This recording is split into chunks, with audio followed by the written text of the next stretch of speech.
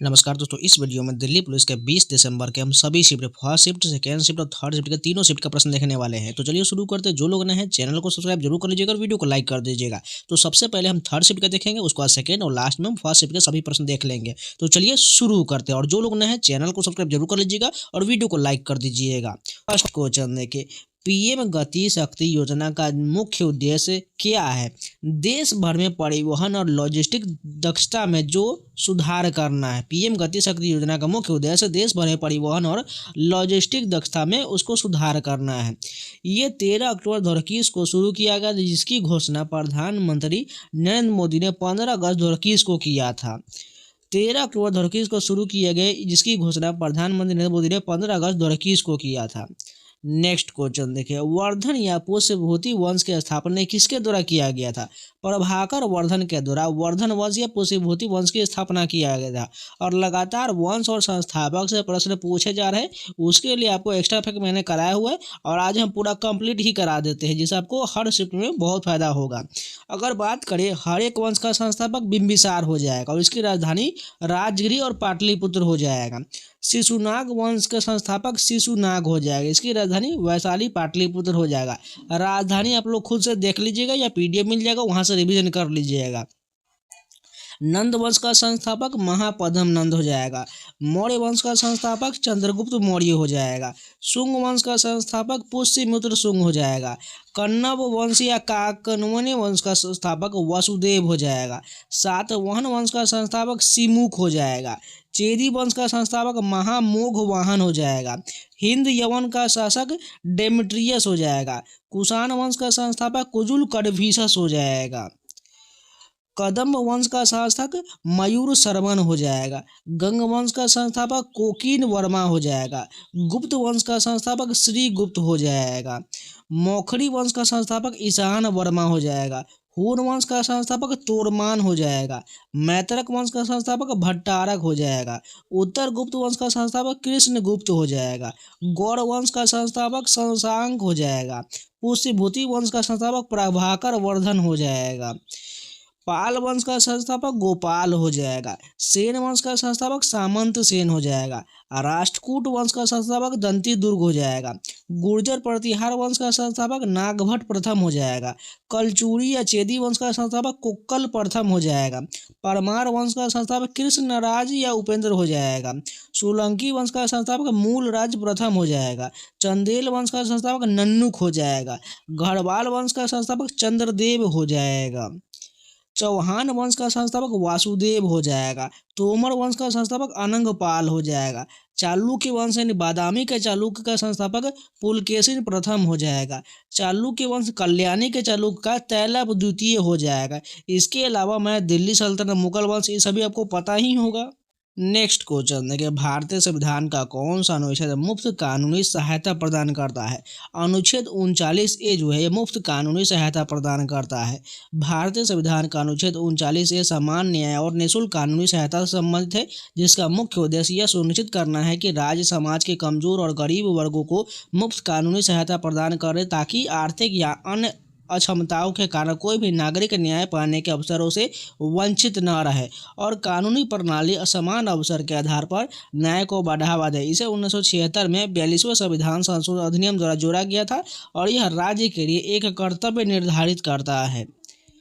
Next question देखिए, भारत की किस पंचवर्षीय योजना में भारी उद्योग के विकास पर केंद्रित था? ये दूसरी पंचवर्षीय हो जाएगा और मैंने पंचवर्षीय योजना का डिटेल वीडियो दिया हुआ है, आपके दिल्ली पुलिस प्लेलिस्ट में ऐड कर दिया है, जाके कंप्लीट कर लीजिएगा। साथ में आपको मैं दावे के साथ कह सकता हूँ 20 से ज़्यादा प्रश्न जो है स्टैटिक जीके का आ रहा है और दिल्ली पुलिस प्लेलिस्ट में मैंने स्टैटिक जीके का 2 मैराथन वीडियो ऐड किया हुआ है, जाके कंप्लीट कर लीजिएगा, आपको बहुत फायदा होने वाला है। साथ में स्पीडी करंट अफेयर भी मैंने ऑलरेडी उसमें ऐड किया हुआ है, उसको भी कंप्लीट कर लीजिएगा। लगभग आपको आराम से जो है 30 से 35 प्रश्न आसानी से मात्र 4 ही वीडियो में कंप्लीट हो जाएगा, इसलिए उन सभी वीडियो को देख लीजिएगा। बात करें पहली पंचवर्षीय योजना ये 1951 से 56 तक चला था। मुख्य रूप से कृषि और सिंचाई पर ध्यान केंद्रित किया गया था और ये योजना सफल रहा था। दूसरी पंचवर्षीय योजना 1956 से 61 तक था, जो कृषि से हटकर भारी उद्योग जैसे इस्पात के विकास पर जोर दिया गया, जिसे महालनोबिस मॉडल पर आधारित माना जाता है, और पहला वाला हेराल्ड-डोमर मॉडल पर आधारित था। तीसरी पंचवर्षीय योजना ये 1961 से 66 तक था। कृषि और औद्योगिक विकास को संतुलित करने का प्रयास किया था, लेकिन भारत चीन युद्ध और सूखे के कारण यह योजना विफल रहा था। चौथी पंचवर्षीय योजना ये 1969 से 74 तक था। स्थिरता के साथ विकास और आत्मनिर्भरता प्राप्त करना इसका लक्ष्य था। पांचवी पंचवर्षीय योजना ये 74 से लेकर के 79 तक था। इसमें गरीबी उन्मूलन का और काम के बदले अनाज जैसे कार्यक्रम पर केंद्रित था। यह ऊर्जा और खाद्यान्न में आत्मनिर्भरता का लक्ष्य रखता था। नेक्स्ट क्वेश्चन देखिए, छठी पंचवर्षीय योजना ये 1980 से लेकर 85 तक था। गरीबी और बेरोजगारी उन्मूलन के साथ साथ आर्थिक विकास को गति देना इसका मुख्य उद्देश्य था। सातवीं पंचवर्षीय योजना ये 1985 से 90 तक था। खाद्य उत्पादन, रोजगार और उत्पादकता बढ़ाने पर जोर दिया गया था। आठवीं पंचवर्षीय योजना ये 92 से लेकर के 97 तक था। उदारीकरण के बाद शुरू हुए, जिसका लक्ष्य मानव विकास और रोजगार सृजन करना था। नौवीं पंचवर्षीय योजना ये 1997 से 2002 तक था। न्यायपूर्ण विकास और समावेशी विकास पर जोर दिया गया, जिसमें कृषि को प्राथमिकता दिया गया था। 10वीं पंचवर्षीय योजना ये 2002 से लेकर के 7 तक था। गरीबी और बेरोजगारी में कमी लाना और अगले 10 वर्षों में प्रति व्यक्ति आय दुगनी करना इसका लक्ष्य था। 11वीं पंचवर्षीय योजना ये 2007 से लेकर के 12 तक था। तीव्र और समावेशी विकास इसका पर केंद्रित था और कृषि पर विकास पर ध्यान में वृद्धि देखा गया था। 12वीं पंचवर्षीय योजना ये 2012 से 17 तक था। यह भारत की अंतिम पंचवर्षीय योजना, जिसका लक्ष्य तीव्र, सतत और समावेशी विकास करना, जिसमें सामाजिक क्षेत्र, ऊर्जा, बुनियादी ढांचे पर ध्यान केंद्रित किया गया था। इसके अलावा बात करें तो 2015 में भारत सरकार ने योजना आयोग को भंग कर दिया और नीति आयोग की स्थापना की, जिससे पंचवर्षीय योजना का दौर समाप्त हो गया और अब दीर्घकालिक रणनीति योजना पर ध्यान केंद्रित किया जाता है, यानी अब नीति आयोग हो चुका है। नेक्स्ट क्वेश्चन देखिए, भारतीय संविधान में निजता के अधिकार को मौलिक अधिकार के रूप में मान्यता किस वर्ष दिया गया? 2017 में इसे मान्यता दिया गया। भारतीय संविधान में निजता के अधिकार को 24 अगस्त 2017 को न्यायमूर्ति के.एस. पुट्टास्वामी बनाम भारत संघ के ऐतिहासिक फैसले पर मौलिक अधिकार के रूप में मान्यता मिला, जहां सुप्रीम कोर्ट ने इसे संविधान के अनुच्छेद 21 यानी जीवन और व्यक्तिगत स्वतंत्रता का अभिन्न अंग घोषित किया है, जो भारतीय नागरिकों का एक मौलिक अधिकार है और मानवीय गरिमा के लिए आवश्यक है। नेक्स्ट क्वेश्चन देखिए, भारत के लिए ओलंपिक एथलेटिक्स में 100 से अधिक वर्षों के इंतजार के बाद स्वर्ण पदक यानी गोल्ड मेडल किसने जीता है? नीरज चोपड़ा ने जीता है और ये भाला फेंक से संबंधित है। भारत के लिए ओलंपिक एथलेटिक्स में 100 से अधिक वर्षों के इंतजार के बाद नीरज चोपड़ा ने टोक्यो 2020 ओलंपिक में भाला फेंक में स्वर्ण पदक जीता, जो भारत के लिए ट्रैक एंड फील्ड इवेंट में पहला व्यक्तिगत ओलंपिक स्वर्ण पदक था, जिससे यह ऐतिहासिक उपलब्धि हासिल हुआ और यह लंबे इंतजार के खत्म करने के बाद पहला बन गया। नेक्स्ट क्वेश्चन देखिए, ईमेल को सर्वर के बीच भेजने के लिए किस प्रोटोकॉल का उपयोग किया जाता है? SMTP का प्रयोग किया जाता है। ईमेल को सर्वर के बीच भेजने के लिए मुख्य रूप से सिंपल मेल ट्रांसफर प्रोटोकॉल का उपयोग किया जाता है, जो आउटगोइंग ईमेल को एक मेल सर्वर से दूसरे मेल सर्वर तक पहुंचाता है, जबकि ईमेल प्राप्त करने के लिए POP3 यानी पोस्ट ऑफिस प्रोटोकॉल या IMAP internet message access protocol का उपयोग किया जाता है। SMTP यह सुनिश्चित करता है कि आपका संदेश प्रेषक के सर्वर से प्राप्तकर्ता के सर्वर तक पहुंचे, जैसे डाक सेवा लिफाफे तक को पहुंचाता है। अगर बात करें कुछ फुल फॉर्म जो आगे की शिफ्टों में जरूर पूछा जाएगा, तो CPU का full form central processing unit होता है, जो इसे कंप्यूटर का दिमाग भी कहा जाता है। RAM का full form random access memory होता है, जिसे अस्थायी मेमोरी कहा जाता है। रोम की बात करें तो रीड ऑनली मेमोरी होता है, इसे जो अस्थायी मेमोरी कहा जाता है। HDD की बात करें तो हार्ड डिस्क ड्राइव होता है, जो डेटा स्टोरेज के लिए होता है। SSD की बात करें इसे सॉलिड स्टेट ड्राइव कहा जाता है, जो तेज स्टोरेज करता है। USB की बात करें इसे यूनिवर्सल सीरियल बस के रूप में फुल फॉर्म जाना जाता है, जो डिवाइस कनेक्ट करने के लिए किया जाता है। BIOS जो है बेसिक इनपुट आउटपुट सिस्टम होता है, जो कंप्यूटर स्टार्ट होने पर काम करता है। एलसीडी की बात करें, लिक्विड क्रिस्टल डिस्प्ले होता है जो मॉनिटर का प्रकार होता है। एलईडी की बात करें तो लाइट इमिटिंग डायोड इसका फुल फॉर्म होता है और इसका काम नेटवर्किंग और इंटरनेट से हो जाएगा। लैन की बात करें, लोकल एरिया नेटवर्क इसका फुल फॉर्म हो जाएगा, छोटे क्षेत्र का नेटवर्क को ये दर्शाता है। WN की बात करें तो वाइड एरिया नेटवर्क हो जाएगा जो बड़े क्षेत्र के नेटवर्क को जैसे इंटरनेट को दर्शाता है। IP की बात करें तो इंटरनेट प्रोटोकॉल होता है जो डेटा ट्रांसफ़र का तरीका होता है। HTTP का full form hyper text transfer protocol हो जाएगा जो वेब पेज देखने के लिए उपयोग किया जाता है। HTTPS में hyper text transfer protocol secure होता है जो सुरक्षित कनेक्शन प्रदान करता है। URL का full form uniform resource locator होता है जो वेब एड्रेस का काम करता है। DNS की बात करें तो डोमेन नेम सिस्टम होता है जो वेबसाइट नाम को IP में बदलता है। ISP का full form internet service provider होता है, इंटरनेट सेवा देने वाली कंपनी को दर्शाता है।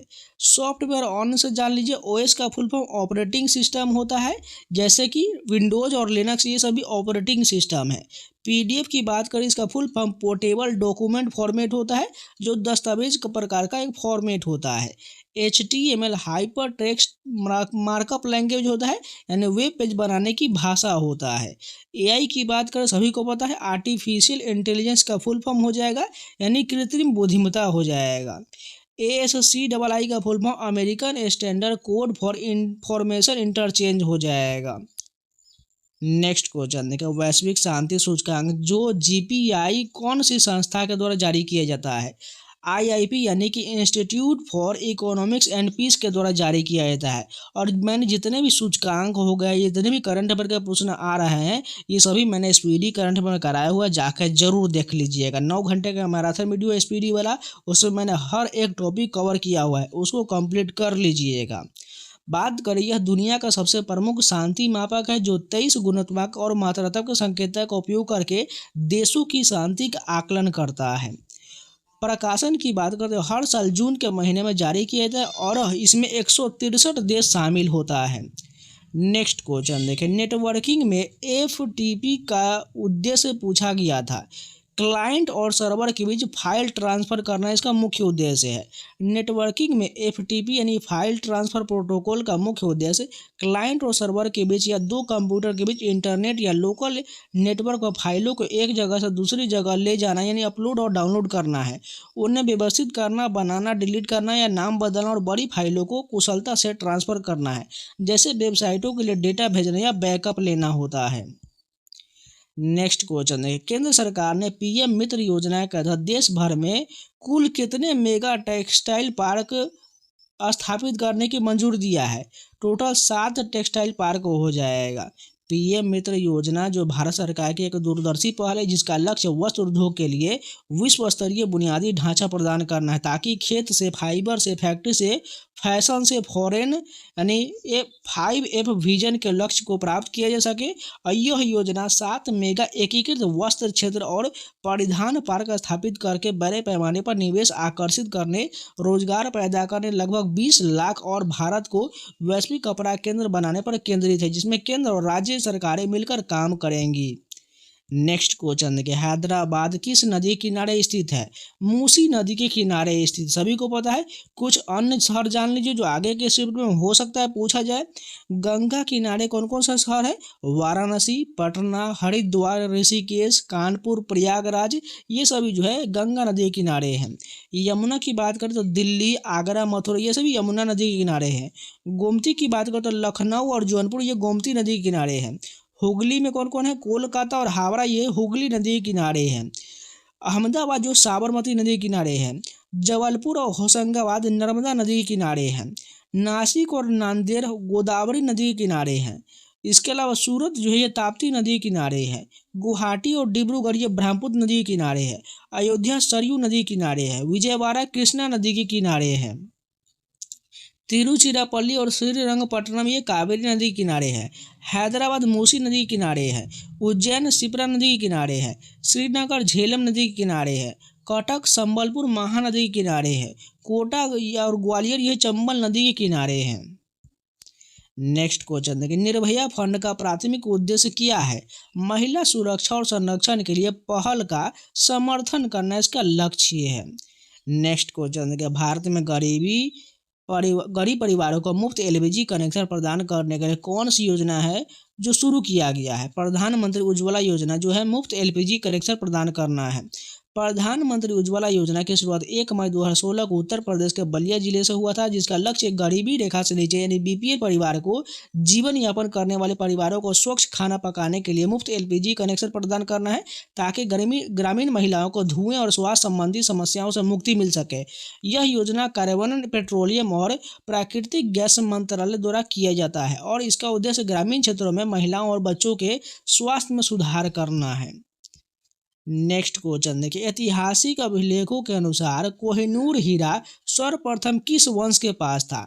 काकतीय वंश के पास था। ऐतिहासिक अभिलेखों के अनुसार कोहिनूर हीरा सर्वप्रथम 13वीं शताब्दी में काकतीय राजवंश के पास था, जो वारंगल क्षेत्र यानी आधुनिक तेलंगाना पर शासन करते थे और इसे अपनी कुल देवी भद्रकाली की मूर्ति की आंख में जरा गया था।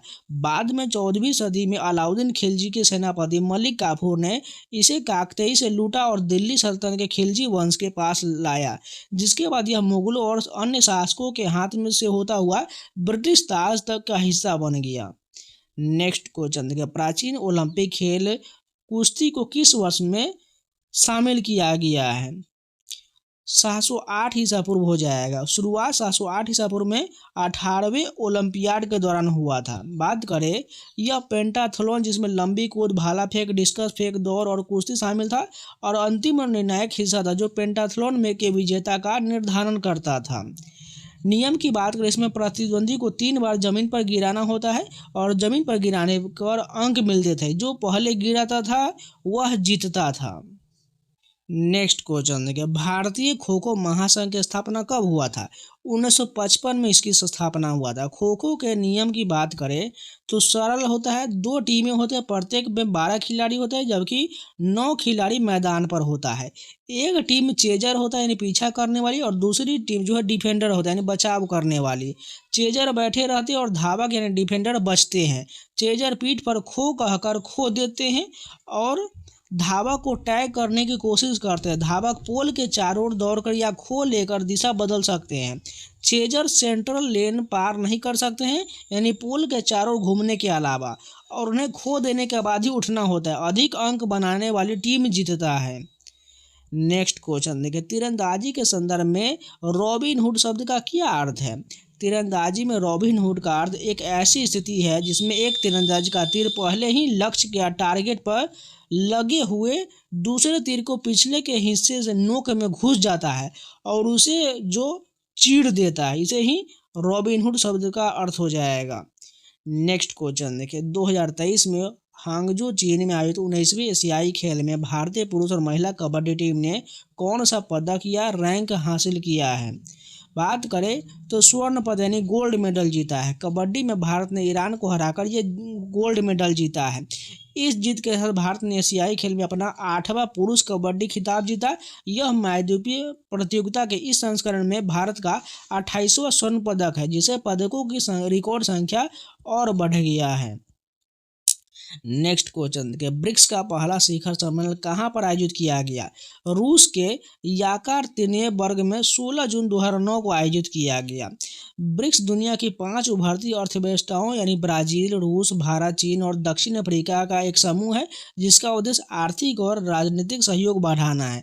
अब इसमें मिस्र, इथोपिया, ईरान, सऊदी अरब और संयुक्त अरब अमीरात भी शामिल हो गया है, जिससे यह ब्रिक्स प्लस बन गया है। यह समूह जो वैश्विक दक्षिण यानी ग्लोबल साउथ के देशों के लिए एक मंच है, जो अंतर्राष्ट्रीय संस्थानों में सुधार और सतत विकास पर केंद्रित है।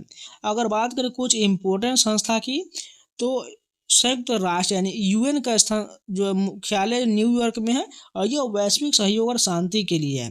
विश्व बैंक की बात करें, वर्ल्ड बैंक का मुख्यालय वाशिंगटन डीसी में है और यह आर्थिक विकास और गरीबी उन्मूलन पर केंद्रित है। अंतर्राष्ट्रीय मुद्रा कोष यानी आईएमएफ जो इसका मुख्यालय वाशिंगटन डीसी में है, जो वैश्विक मौद्रिक सहयोग के लिए है। विश्व व्यापार संगठन यानी डब्ल्यूटीओ का मुख्यालय जिनेवा स्विट्जरलैंड में है। ये अंतर्राष्ट्रीय व्यापार नियम तय करता है। विश्व स्वास्थ्य संगठन WHO का मुख्यालय जेनेवा स्विट्जरलैंड में है, जो अंतर्राष्ट्रीय सार्वजनिक स्वास्थ्य पर केंद्रित है। यूनेस्को का मुख्यालय पेरिस फ्रांस में, जो शिक्षा, विज्ञान और संस्कृति से संबंधित है। अंतर्राष्ट्रीय श्रम संगठन ILO का मुख्यालय जेनेवा स्विट्जरलैंड में है, जो श्रम मानक तय करता है। यूरोपीय संघ का मुख्यालय ब्रुसेल्स बेल्जियम में है, जो यूरोप के देशों का आर्थिक और राजनीतिक सहयोग है। नाटो की बात करें, इसका मुख्यालय ब्रुसेल्स बेल्जियम में है, उत्तरी अटलांटिक क्षेत्र की सुरक्षा के लिए है। आसियान की बात करें, इसका मुख्यालय जकार्ता इंडोनेशिया में है, दक्षिण पूर्व एशियाई देशों का ये संगठन है। सार्क की बात करें, इसका मुख्यालय काठमांडू नेपाल में है, जो दक्षिण एशियाई देशों का एक संगठन है। नेक्स्ट क्वेश्चन देखिए, भारत के राष्ट्रपति अपना त्याग पत्र या इस्तीफा किसे संबोधित करते हैं? उपराष्ट्रपति को संबोधित करते हैं। भारत के राष्ट्रपति से जुड़े महत्वपूर्ण सामाजिक अनुच्छेद में बात करें तो अनुच्छेद 52 जो है राष्ट्रपति का पद का उल्लेख है। अनुच्छेद 53 में कार्यपालिका शक्ति दिया गया है। अनुच्छेद 61 में राष्ट्रपति पर महाभियोग का उल्लेख है। अनुच्छेद 72 में राष्ट्रपति की क्षमादान शक्ति का उल्लेख है, जो राष्ट्र प्रमुख देश के प्रथम नागरिक और संविधान के संरक्षक के रूप में उनकी भूमिका को परिभाषित करते हैं, जिसमें वे समाज के सभी वर्ग के लिए संवैधानिक मूल्य और निष्पक्षता के प्रतीक बनते हैं। नेक्स्ट क्वेश्चन देखिए, गोटीपुआ डांस एक ट्रेडिशनल फोक डांस और फ्रॉम वी स्टेट यानी गोटीपुआ जो नृत्य है यह किस राज्य का एक पारंपरिक नृत्य है? ओडिशा का है, और ये मैंने आपको एक्स्ट्रा फैक्ट में कराया हुआ है। अगर बात करें ओडिशा में कई लोक नृत्य जिनमें घुमुरा, छऊ, दाल खाई, संबलपुरी, गोटीपुआ, पायका, कर्मा, चैत्री घोड़ा, झूमर, नचिनिया, रनप्पा और केला, ये सभी जो है ओडिशा का लोक नृत्य हो जाएगा, जो अपनी क्षेत्रीय संगीत और धार्मिक सामाजिक महत्व के लिए जाने जाते हैं। जैसे घुमरा कालाहांडी का युद्ध नृत्य है और गोटीपुआ शास्त्रीय ओडिसी अग्रदूत है। नेक्स्ट क्वेश्चन देखिए, अनुच्छेद 200 में यह किससे संबंधित है? विधेयक पर राज्यपाल की शक्ति से संबंधित है। अनुच्छेद 200 का संबंध विधेयकों पर राज्यपाल की शक्ति का उल्लेख है।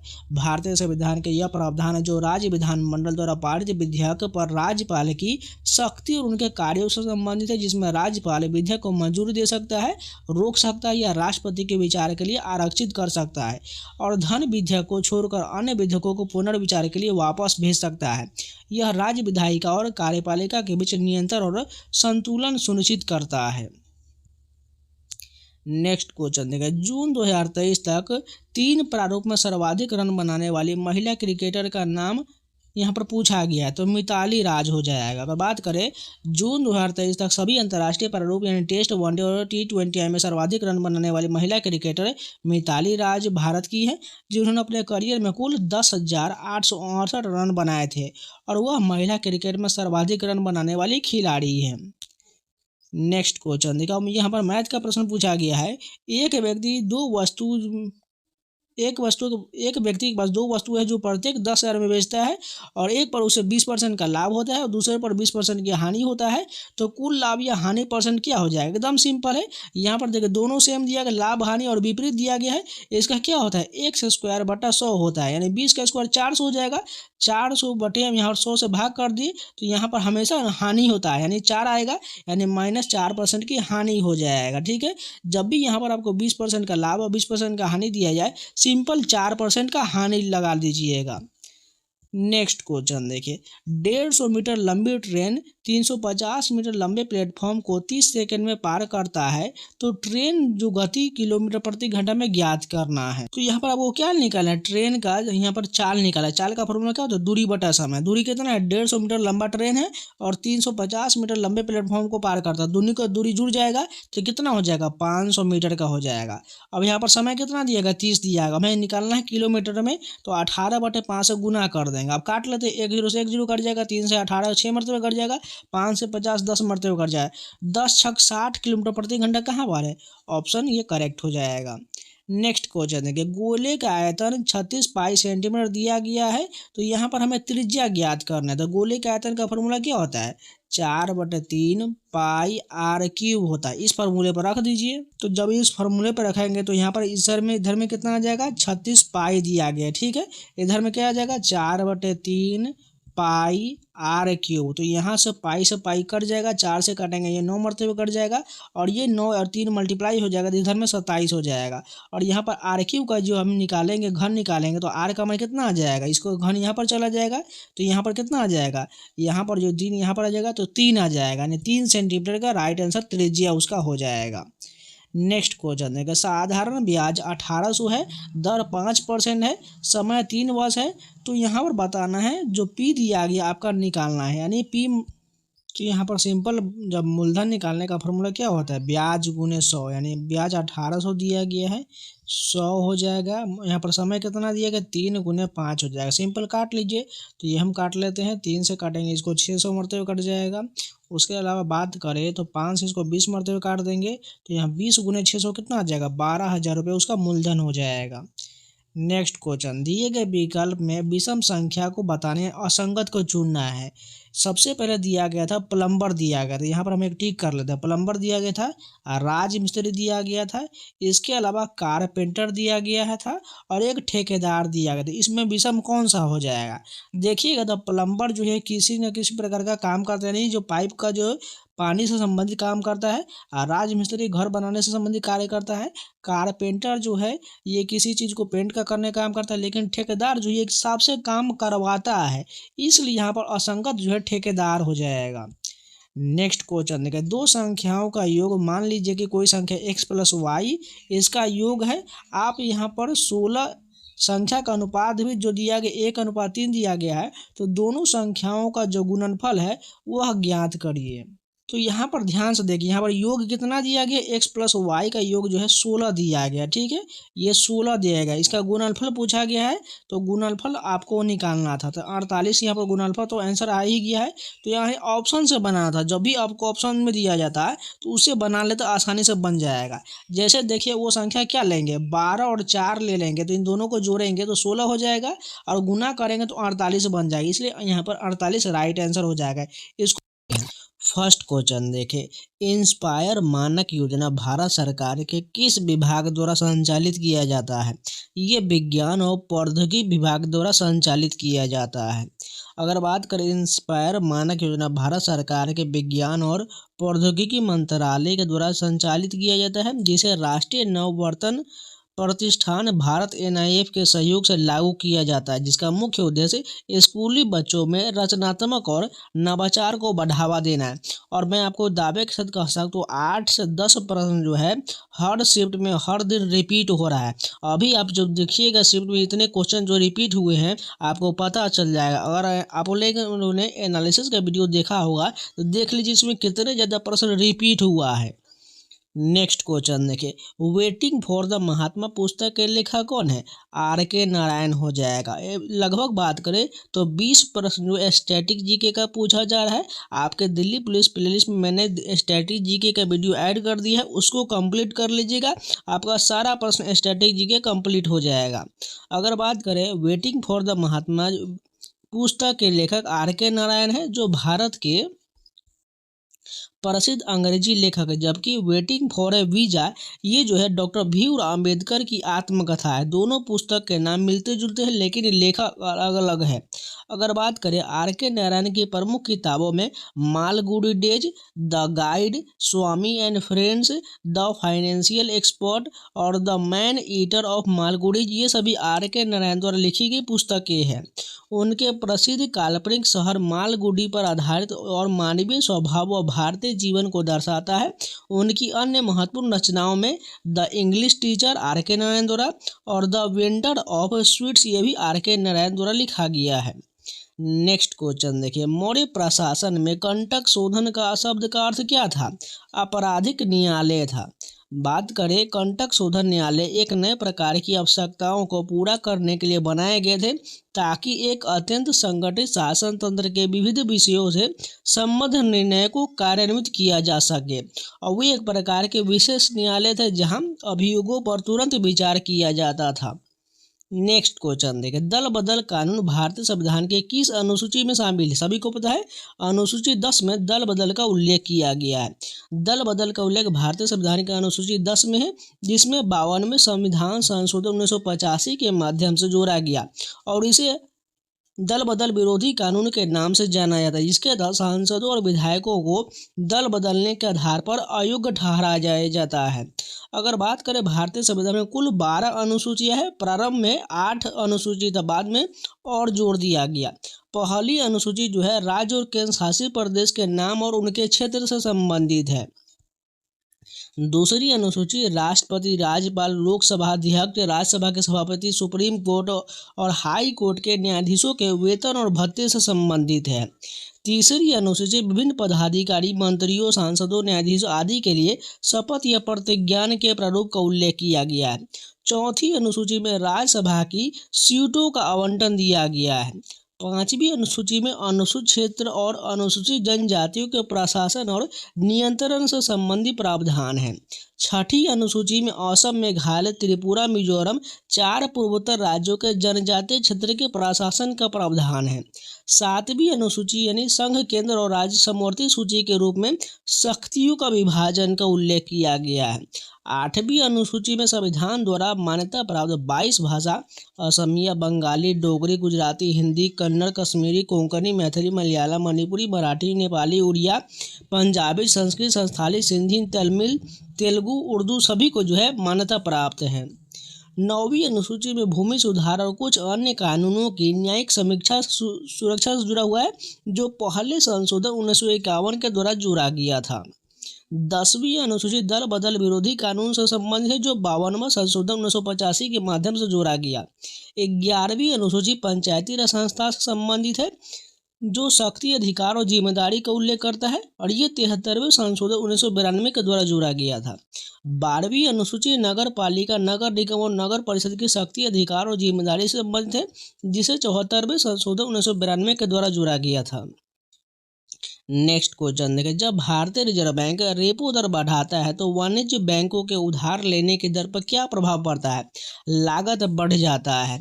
बात करें आरबीआई रेपो दर क्या है? रेपो दर वह ब्याज दर जिस पर भारतीय रिजर्व बैंक वाणिज्यिक बैंकों को ऋण देता है। इसी तरह सोचे, अगर आरबीआई बैंकों से उधार लेने की दर बढ़ाता है तो बैंक भी आपको उधार देने की दर बढ़ा देगा। अगर आरबीआई रेपो रेट में कटौती करता है तो बैंक आपके लोन पर ब्याज दरें भी कम कर देगा।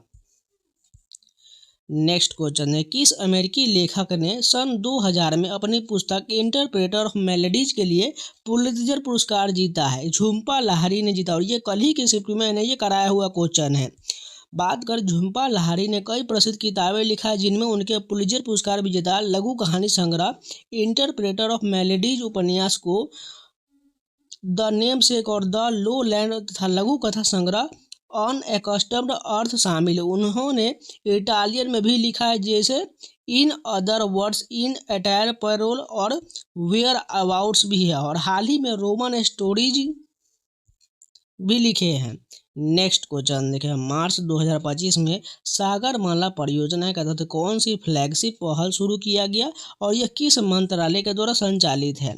सागरमाला स्टार्टअप इनोवेशन पहल पतन, पोत और परिवहन जलमार्ग मंत्रालय के द्वारा संचालित है। नेक्स्ट क्वेश्चन देखें, मुगल वंश का अंतिम सबसे शक्तिशाली शासक कौन था? सभी को पता है, औरंगजेब हो जाएगा। अगर बात करें मुगल वंश का अंतिम शासक पूछा जाए तो बहादुर शाह जफर हो जाएगा। लेकिन अगर शक्तिशाली की बात करें तो औरंगजेब अंतिम महान और सबसे शक्तिशाली शासक माना जाता है, जिनके बाद मुगल साम्राज्य का पतन शुरू हुआ था। औरंगजेब का कार्यकाल 1658 से 1707 ने साम्राज्य को अपने चरम पर पहुंचाया, जबकि बहादुर शाह जफर 1837 से 1857 तक था। सिर्फ नाम मात्र के शासक थे और 1857 के विद्रोह के बाद निर्वासित कर दिए। कहाँ निर्वासित? रंगून कर दिया गया। नेक्स्ट क्वेश्चन जो म्यांमार में है, वर्ष 2023 के लिए साहित्य अकादमी पुरस्कार हिंदी भाषा के लिए किसे मिला है? संजीव को मिला, और ये कल ही के शिफ्ट में मैंने ये कराया हुआ है क्वेश्चन, और ये आज ही रिपीट हुआ है। अगर बात करें वर्ष 2023 के लिए साहित्य अकादमी पुरस्कार 24 भाषाओं में दिया गया, जिसमें हिंदी के लिए उपन्यास संजीव को उनके उपन्यास मुझे पहचानों के लिए, और अंग्रेजी के लिए नीलम शरण गौर को उनके उपन्यास रेक्विम इन रागा जानकी के लिए सम्मानित किया गया। नेक्स्ट क्वेश्चन देखिए, एशियाई खेल में भारत के किस एथलीट ने पहली बार स्वर्ण पदक जीता? और ये कल ही मैंने कराया हुआ है, ये एक्स्ट्रा फैक्ट में कराया हुआ है। सचिन नग ने जीता है। अगर बात करें एशियाई खेल में भारत के लिए पहला स्वर्ण पदक सचिन नग ने जीता। 1951 में पहले एशियाई खेल नई दिल्ली में पुरुषों की 100 मीटर फ्री स्टाइल तैराकी स्पर्धा जीतकर हासिल किया, जिसमें भारत के एशियाई खेल में स्वर्ण पदकों का खाता खोला और यह भारतीय खेल इतिहास में एक महत्वपूर्ण उपलब्धि माना गया। नेक्स्ट क्वेश्चन देखिए, भारत में प्रथम पंचवर्षीय योजना कब शुरू किया गया? और यह मैंने एक्स्ट्रा फैक्ट में कल जो कराया हुआ था 1951 हो जाएगा, और मैंने पंचवर्षीय योजना का डिटेल वीडियो दिया हुआ है आपके दिल्ली पुलिस प्लेलिस्ट में मैंने ऐड किया हुआ, जाकर देख लीजिएगा। अगर बात करें भारत की प्रथम पंचवर्षीय योजना 1951 से 56 था, जो हेराल्ड डोमन मॉडल पर आधारित था और जिसका मुख्य लक्ष्य कृषि और प्राथमिक क्षेत्र का विकास करना था। जवाहरलाल नेहरू के नेतृत्व में शुरू हुआ था, जिसमें उपाध्यक्ष गुलजारी लाल नंदा थे और इसने देश के आर्थिक नियोजन का नींव रखा था। नेक्स्ट क्वेश्चन देखिए, 1956 के औद्योगिक नीति प्रस्ताव द्वारा किस श्रेणी के उद्योग को विशेष रूप से सार्वजनिक क्षेत्र के लिए आरक्षित रखा गया? अनुसूची ए को रखा गया। अगर बात करें 1956 के औद्योगिक नीति प्रस्ताव द्वारा अनुसूची ए के तहत 17 उद्योग को विशेषकर रूप से सार्वजनिक क्षेत्र के लिए आरक्षित किया गया, जिसमें रक्षा, परमाणु ऊर्जा, रेलवे और लोहा व इस्पात जैसे रणनीतिक क्षेत्र शामिल थे, ताकि अर्थव्यवस्था के महत्वपूर्ण क्षेत्रों पर राज्य का नियंत्रण हो। अगर बात करें अनुसूची बी में, इसमें 12 उद्योग थे जहां राज्य प्रमुख भूमिका निभाता है, लेकिन निजी क्षेत्र पूरक के रूप में काम कर सकता है, जैसे उर्वरक, सड़क परिवहन। अनुसूची सी में इसमें बाकी सभी उद्योग थे जो निजी क्षेत्र के लिए खुले थे, लेकिन सरकारी लाइसेंसिंग और विनियमन के अधीन थे। नेक्स्ट क्वेश्चन देखिए, लद्दाख में 2025 में तीसरे उपराज्यपाल कौन बने हैं? कविंदर गुप्ता बने। बात करें कविंदर गुप्ता का जन्म 2 दिसंबर 1959 को एक भारतीय राजनीतिक में हुआ, जो 2025 से लद्दाख के वर्तमान और तीसरे उपराज्यपाल के रूप में कार्यरत हैं। इससे पहले वह जम्मू कश्मीर के राज्य के अंतिम मुख्यमंत्री रह चुके हैं। इसके अलावा वह जम्मू कश्मीर के विधानसभा के अध्यक्ष भी रह चुके हैं। अब चलिए, जितने भी राज्य के राज्यपाल और मुख्यमंत्री हैं वो सभी फटाफट कंप्लीट करा देते हैं, क्योंकि लगातार जो हर शिफ्ट में राज्यपाल से प्रश्न पूछा जा रहा है। सभी राज्यों के फटाफट हम आपको राज्यपाल दिखा देते हैं। बाकी जितना भी राजधानी हो गया या निर्माण गठन हो गया, ये सभी आप डेट याद कर लीजिएगा। आगे के स्टेप में हो सकता है पूछा जाए, लेकिन अभी जो है राज्यपाल और मुख्यमंत्री ज़्यादा पूछा जा रहा है, इसलिए पहले हम राज्यपाल करा देते हैं, उसके बाद मुख्यमंत्री करा देंगे। तो अरुणाचल प्रदेश के राज्यपाल वर्तमान में कौन है? के.डी. पटनायक है। त्रिपुरा के राज्यपाल कौन है? इंद्रसेन रेड्डी नल्लू है। नागालैंड के राज्यपाल कौन है? अजय कुमार भल्ला है, इनको अति प्रभार भी मिला हुआ है। मणिपुर के राज्यपाल अजय कुमार भल्ला है। मिजोरम के राज्यपाल वी.के. सिंह है। असम के राज्यपाल लक्ष्मण प्रसाद आचार्य है। मेघालय के राज्यपाल सी.एच. विजय शंकर है। सिक्किम के राज्यपाल ओम प्रकाश माथुर है। बात करें हिमाचल प्रदेश के राज्यपाल शिव प्रताप शुक्ल है। उत्तराखंड के राज्यपाल लेफ्टिनेंट जनरल गुरमीत सिंह है। पंजाब के राज्यपाल गुलाब चंद कटारिया है। हरियाणा के राज्यपाल असीम कुमार घोष है, जो आपके एग्जाम में पूछा गया है। उत्तर प्रदेश के राज्यपाल आनंदीबेन पटेल है, ये भी पूछा गया है। बिहार के राज्यपाल कौन है? आरिफ मोहम्मद खान है, 42वें नंबर के। झारखंड के राज्यपाल संतोष कुमार गंगवार है। पश्चिम बंगाल के राज्यपाल सी.बी. आनंद बोस है। ओडिशा के राज्यपाल हरिबाबू कंभपति है। मध्य प्रदेश के राज्यपाल मंगू भाई छगन भाई पटेल है। छत्तीसगढ़ के राज्यपाल रेमन डेका है। राजस्थान के कौन है? हरिभाऊ किशन राव बागरे, और यह भी पूछा गया प्रश्न है। गुजरात के राज्यपाल कौन है? आचार्य देवव्रत है। महाराष्ट्र के राज्यपाल कौन है? आचार्य देवव्रत, इनको अति प्रभार मिला हुआ है। कर्नाटक के राज्यपाल थावरचंद गहलोत हैं।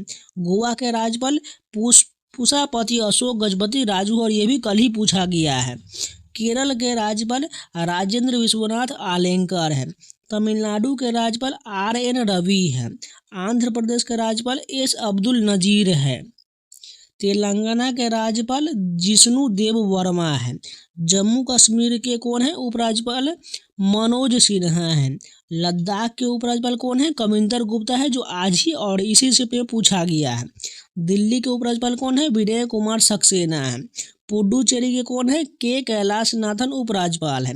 अंडमान निकोबार द्वीप समूह के कौन है? देवेंद्र कुमार जोशी है। चंडीगढ़ और दादरा नगर हवेली के कौन है? ये सब गुलाब चंद कटारिया है।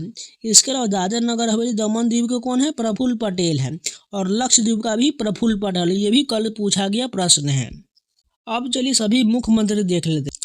तो बात करें अरुणाचल प्रदेश के मुख्यमंत्री पेमा खांडू है। त्रिपुरा के मुख्यमंत्री मनिक साहा है। नागालैंड के मुख्यमंत्री नेफ्यू रियो है। मिजोरम की बात करें तो लाल दुमोहा है। असम के मुख्यमंत्री हेमंत बिस्वा शर्मा है। मेघालय के मुख्यमंत्री कॉनराड संगमा है। सिक्किम के मुख्यमंत्री प्रेम सिंह तमांग है। हिमाचल प्रदेश के मुख्यमंत्री सुखविंदर सिंह सुक्खू है। उत्तराखंड के मुख्यमंत्री पुष्कर सिंह धामी है। पंजाब के मुख्यमंत्री भगवंत मान है। हरियाणा के मुख्यमंत्री नायब सिंह सैनी है। उत्तर प्रदेश के मुख्यमंत्री योगी आदित्यनाथ हैं। बिहार के मुख्यमंत्री नीतीश कुमार हैं। झारखंड के मुख्यमंत्री हेमंत सोरेन हैं। पश्चिम बंगाल के मुख्यमंत्री ममता बनर्जी हैं। ओडिशा के मुख्यमंत्री मोहन चरण मांझी हैं। मध्य प्रदेश के मुख्यमंत्री डॉक्टर मोहन यादव हैं। छत्तीसगढ़ के मुख्यमंत्री विष्णुदेव साय हैं। राजस्थान के मुख्यमंत्री भजन लाल शर्मा हैं। गुजरात के मुख्यमंत्री भूपेंद्र पटेल हैं। महाराष्ट्र के मुख्यमंत्री देवेंद्र फडणवीस हैं। कर्नाटक के मुख्यमंत्री सिद्धारमैया हैं। गोवा के मुख्यमंत्री प्रमोद सावंत हैं। केरल के मुख्यमंत्री पिनरई विजयन हैं। तमिलनाडु के मुख्यमंत्री M.K. स्टालिन हैं। आंध्र प्रदेश के मुख्यमंत्री N. चंद्रबाबू नायडू हैं। तेलंगाना के मुख्यमंत्री अनुमुल्ला रेवंत रेड्डी हैं। जम्मू कश्मीर के मुख्यमंत्री उमर अब्दुल्ला हैं। लद्दाख के तो नहीं है, दिल्ली की बात करें तो रेखा गुप्ता है। इसके अलावा पुडुचेरी की बात करें मुख्यमंत्री N. रंगास्वामी हैं। नेक्स्ट क्वेश्चन देखिए, भारतीय संविधान के किस अनुच्छेद के तहत केंद्र सरकार द्वारा राज्य सरकार को सहायता अनुदान दिया जाता है? अनुच्छेद 275 के तहत दिया जाता है। बात करें केंद्र सरकार द्वारा राज्य सरकार को सहायता अनुदान मुख्य रूप से संविधान के अनुच्छेद 275 फर्स्ट के तहत दिया जाता है, जो कुछ राज्यों को विकासात्मक उद्देश्य खासकर अनुसूचित जनजाति के कल्याण और प्रशासन के स्तर को बढ़ाने के लिए वित्तीय सहायता प्रदान करता है और यह अनुदान भारत की संचित निधि पर आधारित होता है। इसके अतिरिक्त अनुच्छेद 282 के तहत भी केंद्र और राज्य के किसी भी सार्वजनिक उद्देश्य के लिए अनुदान दे सकते हैं। हालांकि यह एक विवेकाधीन प्रावधान है जो सांविधिक दायित्व नहीं है। नेक्स्ट क्वेश्चन देखें, महात्मा गांधी राष्ट्रीय ग्रामीण रोजगार योजना के तहत प्रत्येक परिवार को प्रति वर्ष कितने दिन के लिए रोजगार दिया जाता है? 100 दिन के लिए रोजगार दिया जाता है। बात करें महात्मा गांधी राष्ट्रीय ग्रामीण रोजगार गारंटी अधिनियम मनरेगा भारत का एकमात्र श्रम कानून और सामाजिक सुरक्षा योजना है, जिसका उद्देश्य ग्रामीण परिवारों को वित्तीय वर्ष में कम से कम 100 दिनों की अकुशल शारीरिक श्रम के लिए गारंटीकृत रोजगार प्रदान करके उनकी आजीविका सुरक्षा बढ़ाना है। यह योजना 2005 में नरेगा के रूप में शुरू हुआ और बाद में इसका नाम बदल कर जिसका लक्ष्य ग्रामीण बुनियादी ढांचा बनाना और सामाजिक समानता को बढ़ावा देना है। साथ ही काम न मिलने पर बेरोजगारी भत्ता भी सुनिश्चित करना है। नेक्स्ट क्वेश्चन देखिए, कबड्डी के मैदान में लॉबी एरिया की चौड़ाई कितना होता है? 1 मीटर का होता है। अगर बात करें कुछ इंपॉर्टेंट फैक्ट में, तो कबड्डी में हर टीम में जो है 7 खिलाड़ी होते हैं और कुछ जो है सब्स्टिट्यूट खिलाड़ी होते हैं। कोर्ट के बीच के लाइन 2 हिस्सों में बांटा जाता है, बोनस लाइन और इसे ब्लॉक लाइन भी कहा जाता है। अवधि की बात करें तो पुरुषों के लिए 20-20 मिनट के 2 हाफ होते हैं और महिलाओं के लिए 15-15 मिनट के 2 हाफ होते हैं और 5 मिनट का ब्रेक होता है। नेक्स्ट क्वेश्चन देखिए, किस आयोग ने अंतर्राष्ट्रीय परिषद के गठन की सिफारिश किया था? सरकारीय आयोग ने इसकी सिफारिश किया था। अंतर्राज्यीय परिषद के गठन की सिफारिश सरकारीय आयोग ने किया था, जिसने केंद्र राज्य संबंध को समीक्षा के लिए 1988 में काम किया था। इसी की सिफारिश के आधार पर 28 मई 1990 को राष्ट्रपति के आदेश से इस परिषद की स्थापना किया गया, ताकि केंद्र और राज्यों के बीच बेहतर समन्वय और सहयोग स्थापित किया जा सके।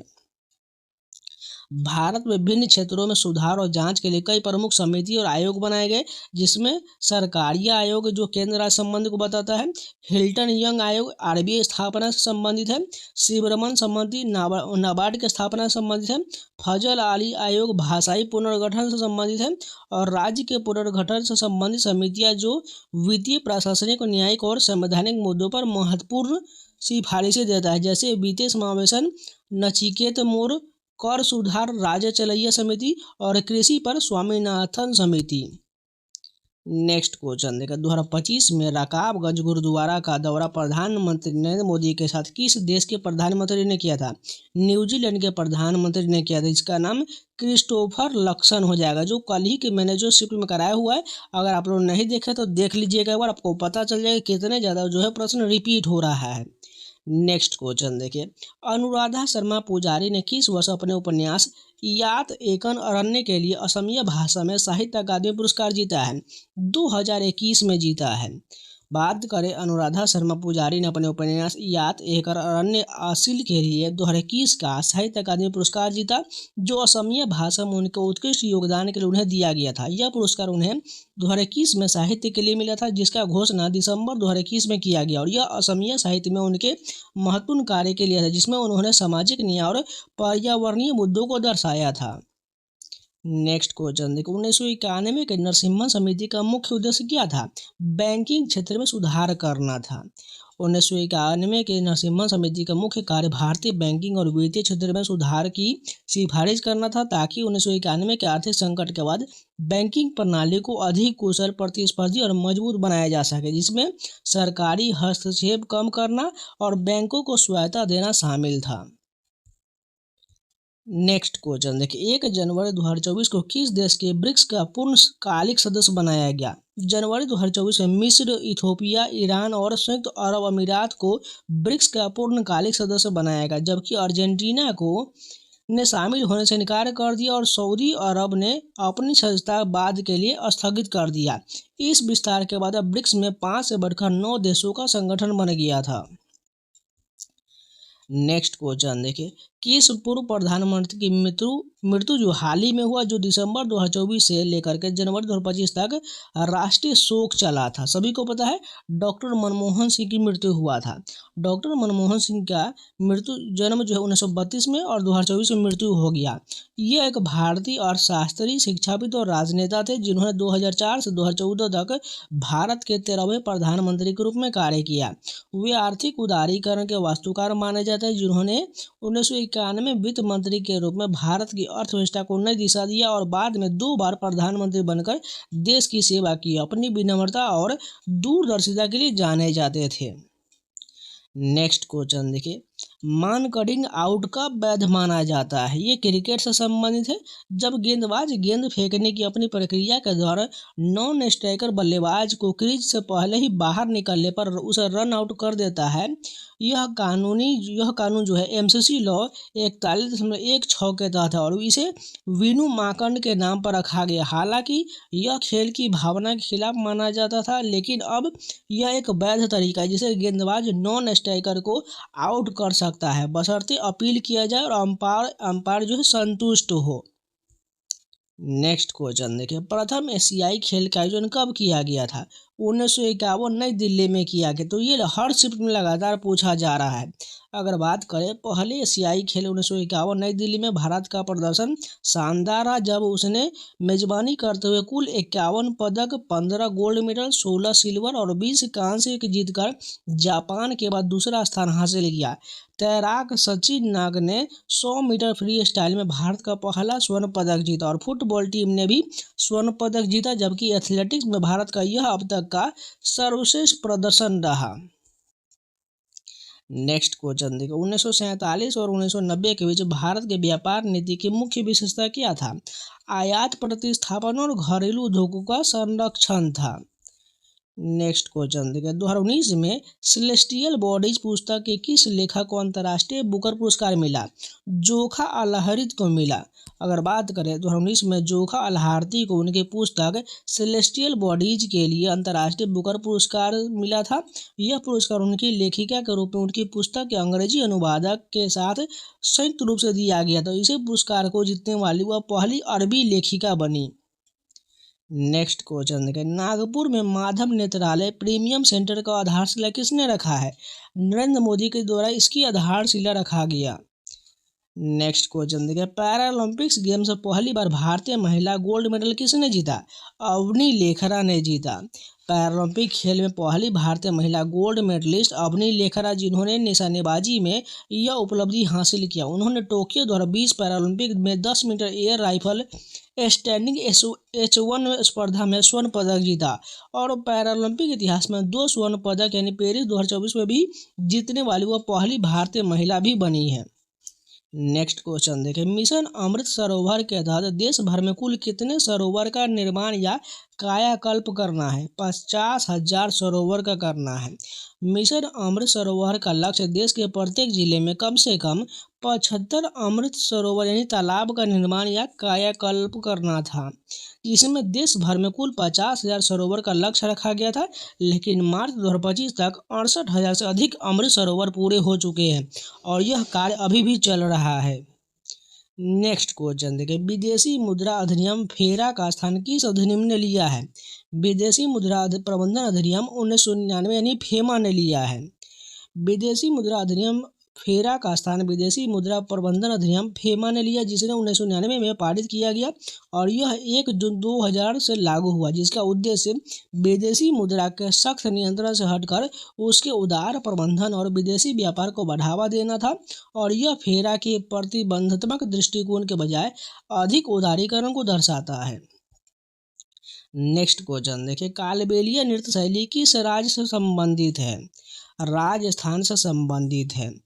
कालबेलिया नृत्य शैली राजस्थान की एक प्रसिद्ध लोक नृत्य शैली जिसे सपेरा नृत्य के नाम से जाना जाता है। यह नृत्य मुख्य रूप से इसी नाम की कालबेलिया जनजाति की महिलाओं द्वारा किया जाता है। अब चलिए जितने भी लोक नृत्य हैं वो सभी हम देख लेते हैं, क्योंकि हर शिफ्ट में एक प्रश्न जरूर पूछा जा रहा है। यहाँ पर बात करें कुछ अन्य राज्यों के सभी लोक नृत्य जान लीजिए, जो आगे के शिफ्टों में जरूर पूछा जाएगा। तो सबसे पहले पंजाब में बात करें तो भांगड़ा, गिद्धा, धमाल, डफ ये सभी पंजाब का लोक नृत्य है। राजस्थान में बात करें तो घूमर, गणगौर, कालबेलिया, तेरह ताली, चारी नृत्य ये सभी राजस्थान का लोक नृत्य है। उत्तर प्रदेश में बात करें तो नौटंकी, रासलीला, कजरी, झोरा, चरकुला ये सभी उत्तर प्रदेश का लोक नृत्य है। केरल की बात करें तो कथकली, मोहिनीअट्टम ये शास्त्रीय नृत्य जो है केरल का है। ओडिशा की बात करें तो छऊ, सवारी, घुमुरा, पैका और कर्मा डांस ये सभी ओडिशा का लोक नृत्य है। झारखंड की बात करें तो पाइका, छऊ, कर्मा, मुंडा, संथाल, फगुआ ये सभी झारखंड का लोक नृत्य है। पश्चिम बंगाल की बात करें तो लाठी, गंभीरा, जातरा, बाउल, छऊ ये सभी पश्चिम बंगाल का है। तमिलनाडु की बात करें तो भरतनाट्यम शास्त्रीय नृत्य है। कुम्मी, कोलट्टम, कवारियट्टम ये सभी तमिलनाडु का लोक नृत्य है। हरियाणा की बात करें धमाल, मंजीरा, खेरा, झूमर, लूड़ ये हरियाणा का लोक नृत्य हो जाएगा। मध्य प्रदेश की बात करें तो जवारा, मटकी, ग्रीडा और तेरह ताली हो जाएगा। बिहार की बात करें तो जट, जटिन, कर्मा, झूमर, पाइका झारखंड से जुड़ा हुआ, इस कारण पाइका बिहार में भी कभी कभी आता है, लेकिन पाइका आपको हमेशा झारखंड ही लगाना है। असम की बात करें तो शास्त्रीय नृत्य है। बिहू, भोरताल ये सभी असम का लोक नृत्य। नेक्स्ट क्वेश्चन देखें, केरल के प्रसिद्ध लोक कला पुल्लीकट्टी में कलाकार अपने शरीर पर किस जानवर का चित्र अंकित करता है? बाघ का अंकित करता है। अगर बात करें केरल की लोक कला पुल्लीकली बाघ नृत्य में कलाकार अपने शरीर पर बाघ यानी टाइगर का चित्र बनाते हैं, जिसमें वे खुद को बाघ और शिकारी के रूप में चित्रित करते हैं और ओणम त्योहार के दौरान इस कला का प्रदर्शन करते हैं, जिसमें वे पारंपरिक वाद्य यंत्रों के धुन पर नृत्य करते हैं। अगर बात करें प्रमुख चित्रकला शैली और उनसे संबंधित राज्य में, जान लीजिए जो आगे के शिफ्ट में जरूर पूछा जाएगा। तो मधुबनी बिहार में मिथिला पेंटिंग कहलाता है, जिसमें हिंदू देवी देवताओं और शुभ अवसरों को दर्शाया जाता है। मछली, पेड़ पौधे और ज्यामितीय पैटर्न प्रमुख होता है। वारली चित्रकला यह महाराष्ट्र का है। प्रकृति और जनजातीय जीवन, खेती, नृत्य, शिकार पर आधारित सफेद चावल के पेस्ट से ज्यामितीय आकृति में बनता है। पिछवाई जी कला जो है यह राजस्थान का है। श्रीनाथ जी यानी भगवान कृष्ण की छवि के पीछे कपड़े पर बनाया जाता है, जो पीछे से लटकने का अर्थ है। पट्टचित्र शैली जो ओडिशा का है। कपड़े पर बनी चित्रकला जिसमें चमकीले रंगों लाल, पीला, नीला का प्रयोग होता है और यह जगन्नाथ पंथ से जुड़ा हुआ है। चेरियल स्क्रॉल चित्रकला तेलंगाना का है। कॉमिक बुक की तरह स्क्रॉल पर बनाया जाए, जिसमें हिंदू महाकाव्य और लोक कथाओं का वर्णन होता है। गोंड शैली जो मध्य प्रदेश का है, मध्य प्रदेश की प्रमुख जनजातीय कला है जो प्रकृति और जानवरों को दर्शाता है। पहाड़ी पेंटिंग हिमाचल प्रदेश और उत्तराखंड में प्रचलित है। पहाड़ी क्षेत्रों में विकसित हुआ जिसमें लघु चित्रों को सुंदर मिश्रण है, जैसे बसोहली और कांगड़ा शैली हो जाएगा। इसके अलावा कलमकारी की बात करें तो आंध्र प्रदेश और तेलंगाना में लोकप्रिय है। कपड़े पर किया जाने वाला चित्रकला जिसमें प्राकृतिक रंगों का उपयोग किया जाता है। मंजूषा शैली बिहार का है। भागलपुर क्षेत्र के एक लोक कला जो अंग के क्षेत्र के लोक कथाओं पर आधारित है। कोल्लम रंगोली ये तमिलनाडु या पूरे भारत में भी बनाए जाते हैं। त्योहारों और समारोह में फर्श बनाए जाने वाला पारंपरिक लोक कला और कर्नाटक में रंगवली और केरल में कलमा जट्टू के रूप में लोकप्रिय है। नेक्स्ट क्वेश्चन देखिए, एशियाई खेल 2023 में भारत ने कुल कितना पदक जीता था? 107 पदक जीता था। अगर बात करें एशियाई खेल 2023 होंग झाओ चाइना में आयोजित किया गया था और ये मैंने कल ही के शिफ्ट में कराया हुआ है। भारत का प्रदर्शन ऐतिहासिक रहा जहां देश ने कुल 107 पदक जीता, 28 स्वर्ण पदक, 38 रजत पदक, 41 कांस्य पदक जीता, जो किसी एशियाई खेल में भारत का अब तक का सबसे अच्छा प्रदर्शन था, जिसमें वह पदक तालिका में चौथे स्थान पर रहा। निशानेबाजी और एथलेटिक्स में नीरज चोपड़ा का भाला फेंक और महिला कबड्डी, पुरुष क्रिकेट, बैडमिंटन में चिराग सतविकाई की जोड़ी में शानदार प्रदर्शन किया और पेरिस 2024 ओलंपिक के लिए कई कोटा स्थान भी हासिल किए। नेक्स्ट क्वेश्चन देखिए, जनवरी 2025 में भारतीय संसद के दोनों सदनों को संबोधित किसने किया था?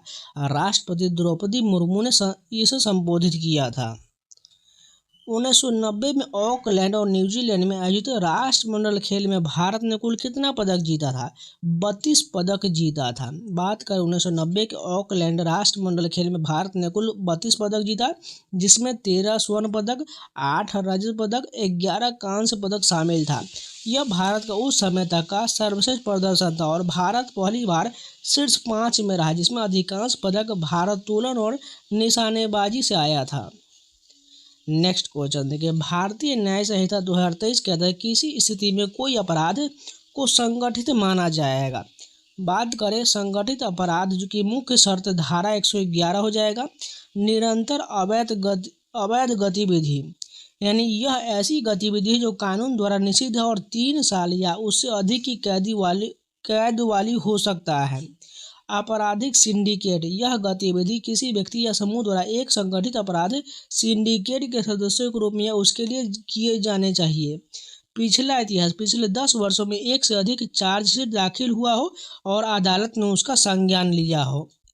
नेक्स्ट क्वेश्चन देखिए, 1991 के आर्थिक सुधार का प्रमुख लक्ष्य क्या था? और ये मैंने कल शिफ्ट में कराया हुआ, जाकर देख लीजिएगा। देख सकते हैं कि इतना ज़्यादा प्रश्न रिपीट हो रहा है।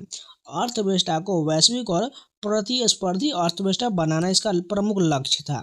1991 के आर्थिक सुधारों का प्रमुख लक्ष्य भारत की अर्थव्यवस्था को लाइसेंस राज और सरकारी नियंत्रण से मुक्त कर उदारीकरण, निजीकरण और वैश्वीकरण यानी एलपीजी के माध्यम से एक वैश्विक प्रतिस्पर्धी और बाजार उन्मुख अर्थव्यवस्था बनाना था, जिससे विकास दर बढ़े, गरीबी कम हो, विदेशी निवेश आकर्षित हो और भुगतान संतुलन की समस्या हल हो सके। नेक्स्ट क्वेश्चन देखें, दक्षिण भारत की सबसे ऊंची चोटी कौन है? अनाईमुडी हो जाएगा। दक्षिण भारत की सबसे ऊंची चोटी अनाईमुडी है, जो केरल राज्य के इडुक्की जिले में स्थित है और इसकी ऊंचाई 2695 मीटर है, जिसे दक्षिण भारत का एवरेस्ट भी कहा जाता है और यह पश्चिम घाट की सबसे ऊंची चोटी भी है। बात करें गोंडवी नोस्टिन, जिसे केटू कहा जाता है, इसकी ऊंचाई 8611 मीटर है और यह पाक अधिकृत कश्मीर, यह दुनिया के दूसरी सबसे ऊंची चोटी है और भारत में सबसे ऊंची माना जाता है। हालांकि यह वर्तमान में विवादित क्षेत्र में है। कंचनजंगा, इसकी ऊंचाई 8586 मीटर है, यह सिक्किम में है, यह भारत की सबसे ऊंची चोटी है यदि केटू को शामिल न करें और दुनिया की तीसरी सबसे ऊंची चोटी है। नंदा देवी, इसकी ऊंचाई 7816 मीटर है और उत्तराखंड में है, यह उत्तराखंड की सबसे ऊंची चोटी है। कामेत की ऊंचाई 7756 मीटर है, यह उत्तराखंड में है, यह भारत की चौथी सबसे ऊंची चोटी है। साल्टोरो कांगड़ी, ये इसकी ऊंचाई 7742 मीटर है और यह सियाचिन ग्लेशियर के पास है।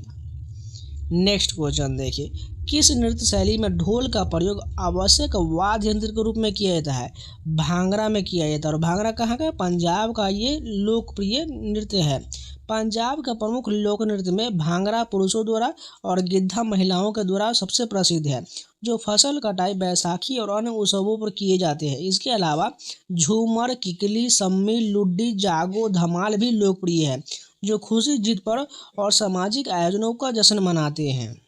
फर्स्ट क्वेश्चन देखें, मॉरिशस का सर्वोच्च नागरिक सम्मान the grand Commander of the Order of the Star and India of the Indian ocean किसे मिला है? ये जो है पुरस्कार नरेंद्र मोदी को दिया गया है। अगर बात करें, मॉरिशस के राष्ट्रपति श्री धर्मवीर गोकुल ने प्रधानमंत्री मोदी को मॉरिशस के सर्वोच्च नागरिक सम्मान Grand Commander of the Order of the Star and Key of the Indian Ocean GCS के से सम्मानित किया है।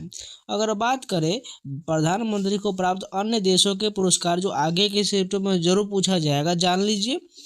रूस का ऑर्डर ऑफ सेंट एंड्रयू पुरस्कार मिला है, UAE का जायद मेडल मिला है, फ्रांस का grand cross of the legion of the honour पुरस्कार मिला है, मालदीव का रूल ऑफ इजुद्दीन और नाइजीरिया, साइप्रस, फिजी जैसे देशों के प्रतिष्ठित पुरस्कार मिल चुका। टोटल जो है 28 देशों के जो है अभी तक प्रधानमंत्री नरेंद्र मोदी को ये पुरस्कार प्राप्त हो गया है, और ये मैंने SPD करंट में कराया हुआ है, जाकर जरूर देख लीजिएगा। नेक्स्ट क्वेश्चन देखिए, तराइन का युद्ध किन शासकों के बीच हुआ था? तराइन के युद्ध की बात करते तो 1191 और 92 में मुख्य रूप से अजमेर और दिल्ली के चौहान शासक पृथ्वीराज चौहान और मोहम्मद गोरी शासक के बीच हुआ था। जो पहले युद्ध में पृथ्वीराज चौहान जीते और दूसरे में मोहम्मद गोरी विजय हुआ, जिसमें उत्तर भारत में मुस्लिम शासन की नींव रखा था। भारत के कुछ प्रमुख युद्ध जान लीजिए, जो आगे के शिफ्टों में जरूर पूछा जाएगा। कलिंग युद्ध, ये जो 261 ईसा पूर्व में लड़ा गया था सम्राट अशोक और कलिंग के बीच, जिसके बाद अशोक ने हिंसा त्याग दिया और बौद्ध धर्म को अपना लिया था। हाइडेस्पीज का युद्ध, ये जो है 326 ईसा पूर्व में लड़ा गया, जो सिकंदर और राजा पोरस के बीच हुआ था, जिसमें सिकंदर विजयी रहा था। तराइन के युद्ध की बात करें तो 1191 में पृथ्वीराज चौहान और मोहम्मद गोरी के बीच हुआ था। पहले वाले में कौन जीता था? देखिए, दूसरे में गोरी विजय हुआ था, पहले में पृथ्वीराज चौहान विजय हुआ था और भारत में मुस्लिम शासन की नींव पर गया था। पानीपत के युद्ध की बात करें तो टोटल 3 युद्ध हुआ था, 1526 में पहला, 1556 में द्वितीय और 1761 में तीसरा हो जाएगा। बाबर, अकबर और मराठों के बीच हुआ, जिसमें भारत में मुगल साम्राज्य और बाद में ब्रिटिश वर्चस्व की दिशा तय किया था। हल्दी घाटा का युद्ध 1576 में हुआ था, महाराणा प्रताप और मुगल सेना के बीच।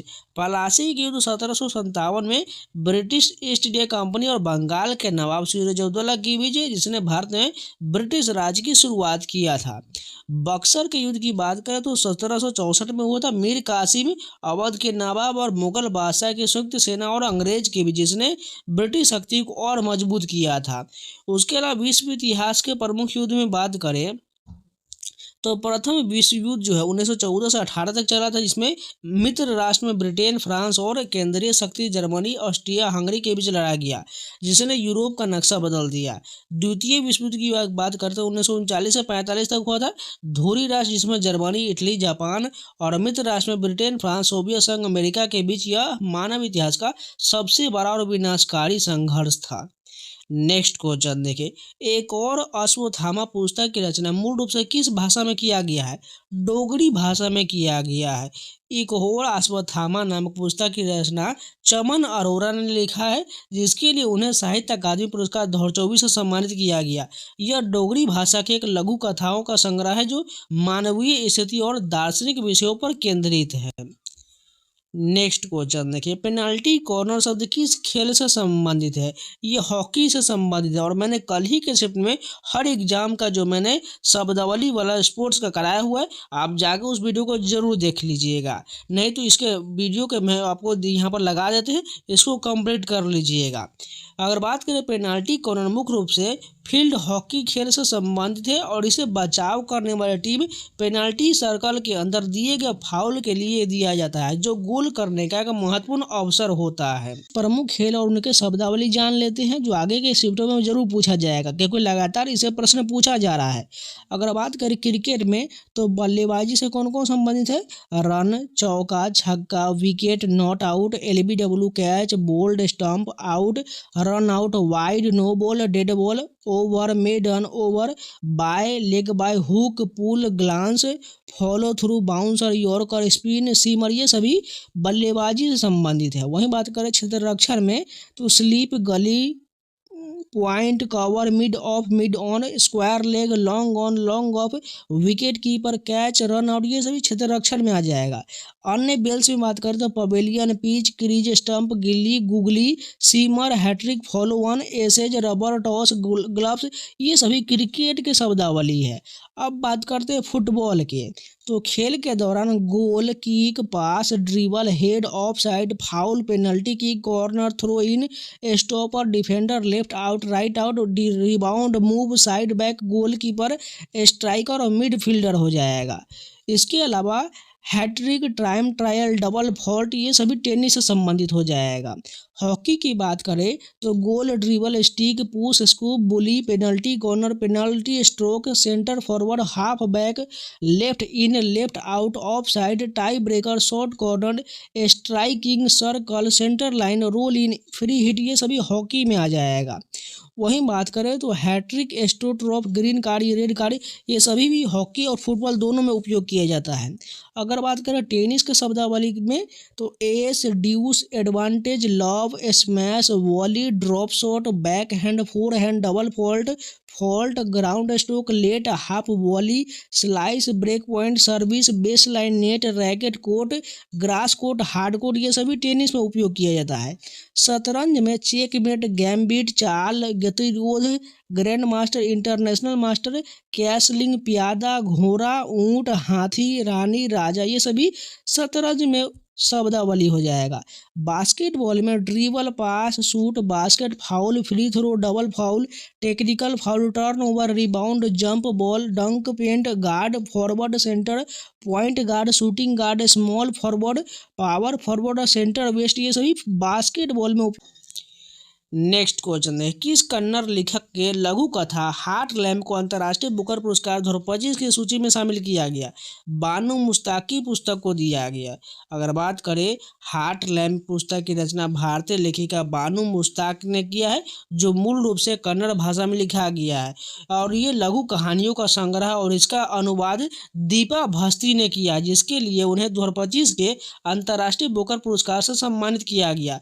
यह दक्षिण भारत के पितृसत्तात्मक मुस्लिम समुदायों की महिलाओं के जीवन और संघर्षों को दर्शाता है, और यह कन्नड़ भाषा के साहित्य की पहली पुस्तक जिसने यह प्रतिष्ठित पुरस्कार जीता है। नेक्स्ट क्वेश्चन देखिए, निम्नलिखित में से कौन सा लोक नृत्य जो है, यहाँ पर टाइपिंग मिस्टेक है, लोक नृत्य गुजरात से संबंधित नहीं है? तो ऑप्शन में तो नहीं पता चल पाया है, लेकिन गुजरात के लोक नृत्य जान लीजिए। गुजरात के प्रमुख लोक नृत्य में गरबा, डांडिया, रस, भवाई, टिप्पणी, हुडो, सिद्धि धमाल, जो नवरात्रि और अन्य त्योहारों पर जीवन संगीत और रंगीन वेशभूषा के साथ किए जाते हैं। खासकर गरबा को हाल ही में यूनेस्को ने विश्व धरोहर सूची में शामिल किया है। यहाँ पर बात करें कुछ अन्य राज्यों के सभी लोक नृत्य जान लीजिए, जो आगे के शिफ्टों में जरूर पूछा जाएगा। तो सबसे पहले पंजाब में बात करें तो भांगड़ा, गिद्धा, धमाल, डफ, ये सभी पंजाब का लोक नृत्य है। राजस्थान में बात करें तो घूमर, गणगौर, कालबेलिया, तेरह ताली, चारी नृत्य, ये सभी राजस्थान का लोक नृत्य है। उत्तर प्रदेश में बात करें तो नौटंकी, रासलीला, कजरी, झोरा, चरकूला, ये सभी उत्तर प्रदेश का लोक नृत्य है। केरल की बात करें तो कथकली, मोहिनीअट्टम, ये शास्त्रीय नृत्य जो है केरल का है। ओडिशा की बात करें तो छऊ, सवारी, घुमुरा, पैका और कर्मा डांस, ये सभी ओडिशा का लोक नृत्य है। झारखंड की बात करें तो पाइका, छऊ, कर्मा, मुंडा, संथाल, फगुआ, ये सभी झारखंड का लोक नृत्य है। पश्चिम बंगाल की बात करें तो लाठी, गंभीरा, जातरा, बाउल, छऊ, ये सभी पश्चिम बंगाल का है। तमिलनाडु की बात करें तो भरतनाट्यम शास्त्रीय नृत्य है। कुम्मी, कोलट्टम, कवारियट्टम, ये सभी तमिलनाडु का लोक नृत्य है। हरियाणा की बात करें धमाल, मंजीरा, खेरा, झूमर, लूर, ये हरियाणा का लोक नृत्य हो जाएगा। मध्य प्रदेश की बात करें तो जवारा, मटकी, ग्रीडा और तेरह ताली हो जाएगा। बिहार की बात करें तो जट, जटिन, कर्मा, झूमर, पाइका झारखंड से जुड़ा हुआ, इस कारण पाइका बिहार में भी कभी कभी आता है, लेकिन पाइका आपको हमेशा झारखंड ही लगाना है। असम की बात करें तो शास्त्रीय नृत्य है। बिहू, भोरताल, ये सभी असम का लोक नृत्य। नेक्स्ट क्वेश्चन देखिए, पेले एक प्रसिद्ध खिलाड़ी है जो किस खेल से संबंधित, सभी को पता है, फुटबॉल से संबंधित है। पेले ब्राजील देश के महान फुटबॉलर थे जिन्होंने ब्राजील के राष्ट्रीय टीम के लिए खेलते हुए 3 बार फीफा विश्व कप जीता है। 1958 में, 62 में और 70 में जीता है और उन्हें फुटबॉल के इतिहास के सबसे महान खिलाड़ियों में एक माना जाता है। नेक्स्ट क्वेश्चन देखिए, द लॉजिस्टिक परफॉर्मेंस इंडेक्स की संस्था द्वारा जारी किया जाता है, वर्ल्ड बैंक ग्रुप के द्वारा जारी किया जाता है। और मैंने जितने भी सूचकांक के प्रश्न होता है वह स्पीडी करंट अफेयर में कराया हुआ है, आप जाके प्लेलिस्ट में जरूर देख लीजिएगा। अगर बात करें लॉजिस्टिक परफॉर्मेंस इंडेक्स LPI विश्व बैंक द्वारा जारी किया जाता है, जो वैश्विक लॉजिस्टिक प्रदर्शन को मापने और बेंचमार्क करने के लिए एक द्विवार्षिक यानी हर 2 साल में रिपोर्ट, ताकि देशों को अपनी आपूर्ति श्रृंखला की चुनौतियों और अवसरों की पहचान करने में मदद मिल सके। नेक्स्ट क्वेश्चन देखिए, मौर्य साम्राज्य के शासन ने बौद्ध धर्म का प्रचार बाहरी देशों में किया है। सम्राट अशोक ने बौद्ध धर्म का प्रचार बाहरी देशों में किया है। मौर्य साम्राज्य में सम्राट अशोक ने बौद्ध धर्म के प्रचार प्रसार में सबसे महत्वपूर्ण भूमिका निभाया। खासकर पहाड़ी देश जैसे हिमालय क्षेत्र और दक्षिण में श्रीलंका में उन्होंने अपने पुत्र महेंद्र और पुत्री संघमित्रा को इन क्षेत्रों में भेजा और बौद्ध धर्म को अहिंसा और धम्म के माध्यम से फैलाने के लिए मिशनरियों यानी धर्म प्रचारकों को भेजा, जिससे यह धर्म पूरे एशिया में फैल गया। नेक्स्ट क्वेश्चन देखिए, करप्शन परसेप्शन इंडेक्स किस संस्था के द्वारा जारी किया जाता है, ट्रांसपेरेंसी इंटरनेशनल के द्वारा जारी किया जाता है। करप्शन परसेप्शन इंडेक्स को ट्रांसपेरेंसी इंटरनेशनल नामक एक अंतर्राष्ट्रीय गैर सरकारी संगठन द्वारा जारी किया जाता है, जो बर्लिन जर्मनी में स्थित है और यह हर साल सार्वजनिक क्षेत्र में कथित भ्रष्टाचार के स्तर को आधार पर देशों को रैंक करता है। नेक्स्ट क्वेश्चन देखिए, गांधीवादी विचारधारा पर संबंधित अनुच्छेद कौन सा है। अनुच्छेद 40 जो है ग्राम पंचायत से संबंधित है, जो गांधीवादी विचारधारा पर आधारित है। इसके अलावा और कुछ अनुच्छेद भी जान लीजिए। गांधीवादी विचारधारा संबंधित भारतीय संविधान के कई अनुच्छेद जो DPSP यानी कि राज्य के नीति निर्देशक तत्व है, जिनमें मुख्य रूप से अनुच्छेद 40 ग्राम पंचायत हो जाएगा, अनुच्छेद 43 कुटीर उद्योग और आत्मनिर्भर ग्राम हो जाएगा, अनुच्छेद 43B सरकार सहकारी समिति हो जाएगा, अनुच्छेद 46 कमजोर वर्गों का कल्याण, अनुच्छेद 47 पोषण और सार्वजनिक स्वास्थ्य और अनुच्छेद 48 कृषि और पशुपालन शामिल है, जो गांधी जी के आत्मनिर्भर भारत और सामाजिक आर्थिक न्याय के सपनों को साकार करने का प्रयास करते हैं, जिससे ग्राम स्वशासन, कुटीर उद्योगों को बढ़ावा और नशा मुक्ति हो जाएगा। नेक्स्ट क्वेश्चन देखिए, कबड्डी के जनक किसे कहा जाता है। हरजीत बरार बाजाखाना को कबड्डी के जनक कहा जाता है। कबड्डी के जनक यानी फादर ऑफ कबड्डी के रूप में हरजीत बरार बाजाखाना को जाना जाता है, क्योंकि उन्होंने इस पारंपरिक खेल को लोकप्रिय बनाने और इसके नियमों को मानकीकृत करने में महत्वपूर्ण भूमिका निभाया है, जिससे यह संगठित खेल बना। उन्होंने 1930 के दशक में प्रदर्शन मैच आयोजित किए और खेल को बढ़ावा दिया। नेक्स्ट क्वेश्चन देखिए, कोई विधेयक धन विधेयक है नहीं, यह कौन तय करता है। ये विधानमंडल से संबंधित प्रश्न पूछा गया, तो इसका जो है राइट आंसर विधानसभा के अध्यक्ष हो जाएगा। वहीं संसद में पूछा जाए तो लोकसभा के अध्यक्ष हो जाएगा। अगर बात करें कोई विधेयक धन विधेयक है नहीं, यह तय करने का अंतिम अधिकार लोकसभा के अध्यक्ष के पास होता है, जिनका निर्णय सर्वोपरि होता है और उसे किसी अदालत में चुनौती नहीं दिया जा सकता है। हालांकि ये हाल ही में सुप्रीम कोर्ट ने इस पर विचार करने के लिए एक बड़ी बेंच का गठन किया है। यदि अध्यक्ष किसी विधेयक को धन विधेयक के रूप में प्रमाणित करते हैं तो राज्यसभा उसे संशोधित नहीं कर सकते, केवल सिफारिश दे सकते हैं और लोकसभा अध्यक्ष का निर्णय अंतिम होता है। नेक्स्ट क्वेश्चन है, कबड्डी के खेल में एक टीम में कितने खिलाड़ी मैदान पर उतरते हैं। 7 खिलाड़ी मैदान पर उतरते हैं। विभिन्न खेलों में खिलाड़ियों की संख्या जान लेते हैं, जैसे क्रिकेट, फुटबॉल और हॉकी में 11 खिलाड़ी होता है, बास्केटबॉल में 5 खिलाड़ी होता है, कबड्डी और नेटबॉल में 7 खिलाड़ी होता है, पोलो में 4 खिलाड़ी और शतरंज में 1 खिलाड़ी एक टीम की बात की है, इसलिए जो यहाँ पर 1 खिलाड़ी दिया गया है। जबकि रग्बी में 15 खिलाड़ी होते हैं। उसके अलावा खो खो में 9 खिलाड़ी मैदान पर होते हैं, जबकि कुल 12 खिलाड़ी होता है। नेक्स्ट क्वेश्चन देखा, स्वतंत्र भारत के पहले वित्त मंत्री कौन थे। RK शनमुखम शेट्टी थे। अगर बात करें स्वतंत्रता के समय 15 अगस्त 1947 के पहले मंत्रिमंडल के कुछ प्रमुख सदस्यों से जान लीजिए। तो जवाहरलाल नेहरू जो प्रधानमंत्री थे यानी विदेश राष्ट्रमंडल और वैज्ञानिक अनुसंधान के ये मंत्री थे। इसके अलावा सरदार वल्लभ भाई पटेल गृह मंत्री, सूचना एवं प्रसारण और राज्य मंत्री थे। डॉक्टर राजेंद्र प्रसाद खाद्य एवं कृषि मंत्री थे। मौलाना अबुल कलाम आज़ाद शिक्षा मंत्री थे। सरदार बलदेव सिंह रक्षा मंत्री थे। डॉक्टर भीमराव अम्बेडकर कानून मंत्री थे। श्यामा प्रसाद मुखर्जी उद्योग एवं आपूर्ति मंत्री थे। अगर बात करें वर्तमान के कैबिनेट मंत्री में, तो श्री शिवराज सिंह चौहान कृषि एवं किसान कल्याण मंत्री और ग्रामीण विकास मंत्री हैं। डॉक्टर सुब्रमण्यम जयशंकर यानी कि एस जयशंकर जो है ये विदेश मंत्री है। श्री जगत प्रकाश नड्डा स्वास्थ्य परिवार कल्याण मंत्री और रसायन और उर्वरक मंत्री हैं। मनोहर लाल खट्टर आवास एवं शहरी मामलों के मंत्री और ऊर्जा मंत्री है। निर्मला सीतारमण वित्त मंत्री कॉरपोरेट मामलों के मंत्री हैं। किरण रिजिजू कानून एवं न्याय मंत्री है। अमित शाह गृह मंत्री और सहकारिता मंत्री है। नितिन गडकरी सड़क परिवहन और राजमार्ग मंत्री है। धर्मेंद्र प्रधान शिक्षा मंत्रालय और कौशल विकास और उद्यमिता मंत्रालय इनके पास है। अश्विनी वैष्णव के पास रेल मंत्री है। इसे बना सकते थे। तो ये तीनों शिफ्ट के जितने भी प्रश्न हैं सारे कंप्लीट हो गए। उम्मीद है आप लोगों को वीडियो पसंद है तो लाइक कर दीजिएगा, अगर नया है तो चैनल को सब्सक्राइब जरूर कर लीजिएगा। इसके अलावा जो टेलीग्राम ज्वाइन कर लीजिए, लिंक आपको कमेंट बॉक्स में मिल जाएगा, वहाँ से आपको सारा पीडीएफ मिल जाएगा। साथ में जो टेक्स्ट बुक के द्वारा बहुत बड़ा ऑफर लाया जाएगा, जो आपको 27 तारीख रात 12 से 1 के बीच बाई करने वाले सभी को जो है 1 साल के पास प्रो या पास प्रो मैक्स पर 2 साल का वैलिडिटी मिल जाएगी। इसके लिए आपको कूपन कोड सावन लगाना है SAWN, आपको 12% का डिस्काउंट मिल जाएगा। साथ में आपको 1 साल के वैलिडिटी के साथ 2 साल का वैलिडिटी मिल जाएगा। इसलिए तैयार रहिएगा। 27 तारीख रात 12 से 1 के बीच, जिसमें आपको SSC रेलवे बैंकिंग संबंधित इंडिया का टोटल 900 प्लस एग्जाम का सभी mock test, previous question, sectional test, chapter wise test, ये सारा मिल जाएगा। आपको केवल एक पास प्रो या पास प्रो मैक्स से सभी एग्जाम का एक्सेस मिल जाएगा। आप कोई भी एग्जाम का कोई भी मॉक टेस्ट लगा लीजिएगा। इसलिए तैयार रहिएगा। 27 तारीख रात 12 से 1 के बीच मात्र 1 घंटे का समय दिया जाएगा, जिसमें आपको पास प्रो और पास प्रो मैक्स पर 1 साल के साथ आपको 1 साल का वैलिडिटी मिल जाएगा, यानी 2 साल का वैलिडिटी मिल जाएगा। कूपन कोड सावन अप्लाई कर लीजिएगा और लिंक आपको कमेंट बॉक्स में मिल जाएगा। तो चलिए मिलते हैं नए वीडियो के साथ, तब तक के लिए जय हिंद।